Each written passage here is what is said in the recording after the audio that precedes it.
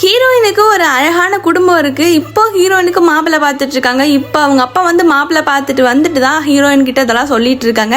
அவங்க 2 பேரும் ஆசையா சொல்லிட்டு உள்ள போனதும் ஹீரோயின் அவங்க அப்பாவோட கார் டிரைவரை பார்க்குறா. இப்போதான் தெரியுது ஹீரோயின் வந்து அவங்களோட கார் டிரைவரை லவ் பண்ணிட்டு இருந்திருக்கா அப்படி சொல்லிட்டு. அன்னைக்கு நைட்டு ஹீரோயின் வந்து கோயிலுக்கு போயிட்டு வர்றப்ப நீ என் கூடயே வந்து நான் உன்னை பார்த்துக்கிறேன் அப்படின்னு சொல்லி அந்த கார் டிரைவர் கூப்பிட்டதுனால ஹீரோயினும் கிளம்பி அவங்க கூட வந்து போயிடுறாங்க.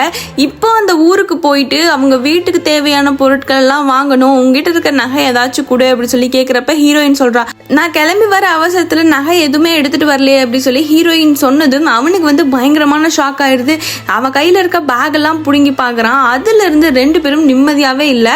பயங்கரமா ஹீரோ வந்து ஹீரோயின் கிட்ட சண்டை மட்டும் தான் போட்டுட்டு இருக்கான். இப்போ அவங்களுக்கு 2 குழந்தையுமே பிறந்து பெரிய பொண்ணு ஆயிடுறாங்க. அதே ஊருக்குள்ள ஹீரோ வேலை செய்யற கம்பெனிலே இன்னொரு பொண்ணு வேலை செஞ்சுட்டு இருந்திருப்பா. அவ கூட அஃபேர் ரேட் பற்றி ஹீரோ வந்து ஒரு நாள் வேற ஊருக்கு வெளியூருக்கு போயிடலாம் அப்படின்னு சொல்லி பெட்டி படிக்கையெல்லாம் தூக்கிட்டு போறப்ப சொந்த மக வந்து அவங்க அப்பா போறத பார்த்துட்டு அவங்க அப்பா கிட்ட பேச கூட இல்லாம இதெல்லாம் ஓடி போய் அவங்க அம்மா கிட்ட சொல்றாங்க.